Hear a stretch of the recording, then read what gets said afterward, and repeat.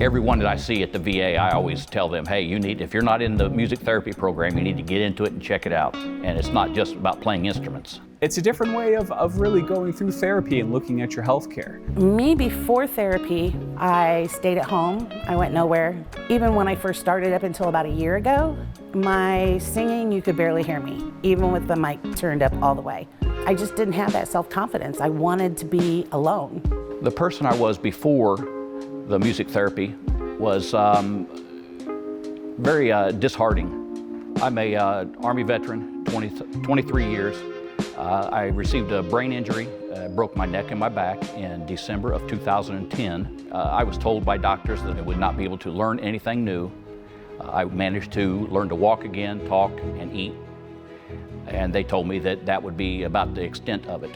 With Jeff, I have seen a ton of progress. When I was here as a student several years ago, I saw someone who was finding his way in his music, and he had so much passion. But after I got into the music therapy and got some refresher, it really expanded my brain. It opened things up, and I realized over time, while I couldn't play, just one day it just hit me, and all the chords came back to me, and it was overwhelming. It's a different way of really going through therapy and looking at your health care. I always encourage people, give it a try. I know it seems different, maybe seems a bit hokey to some people, they might say, but I've had so many great results. When I went into music therapy the first time, I was petrified. I was scared. I was the only female. And that's very intimidating when you've had a lot of mistrust, per se, with men, but they made me feel really comfortable. With Nikki, I have seen so much growth in her confidence, in her musical singing abilities. I saw someone who had this beautiful voice inside of her, and it just needed the right encouragement to come out, and since then, I've seen it blossom. I've really been encouraged and pulled out of my shell, not only by Brett, but also by everybody that's in the group. It's helped with my self-confidence. As a music therapist, I've seen a lot of things happen in the session. I've seen social connections form. I've seen people be able to go out into their community and engage more with their community. And that's so important when our social opportunities are limited, oftentimes, unfortunately.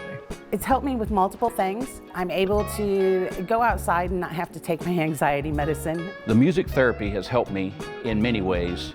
We are like a small group, the band especially, and we are like a squad, so we have that camaraderie. We are always communicating. We are always working with each other. Now, I have friends that I can call. We're all there for each other, and we're just a phone call away. And it's nice to have that family. If you know nothing about music, that's great. You want to make sure, when it comes to music, that you come in with an open mind, because it's not about playing music, it's not about listening. There's so much involved that opens up your brain and open up more nerves and neuroplasticity.